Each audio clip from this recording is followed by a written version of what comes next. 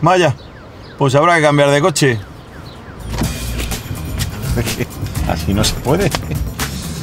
Pues muy buen partido del equipo. Sí que es verdad que ha estado muy igualado, pero hemos tenido bastantes ocasiones.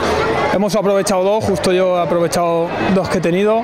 Sí que es verdad que el portero de ellos ha hecho un partidazo, nos ha sacado 3 o 4 y muy buenas sensaciones. Falta la vuelta, no nos podemos confiar y tenemos que competir ahí en Roda para poder pasar. Sí, es lo que cuenta, es lo que cuenta. No puedes bajar los brazos, no lo hemos hecho durante toda la temporada, no lo vamos a hacer ahora. Primero me da un pase Chuso, no sé si ha sido Chuso, me la ha controlado hacia adentro, he visto que Meseguer se paraba, me he podido meter.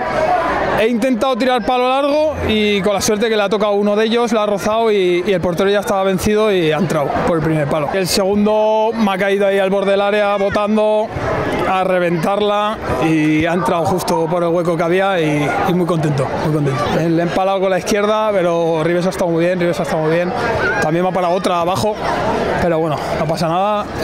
Me voy con 2 golitos y con una victoria de momento.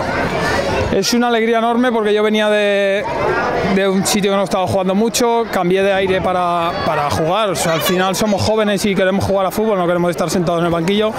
Cambié de aires y la verdad es que este playoff me está viniendo muy bien para ser feliz. Espectacular. Ahora cuando estáis haciendo la entrevista a Climent me estaban chillando a mí para que me girase a saludarles. Espectacular. Hoy han llenado el campo y son una afición de 10.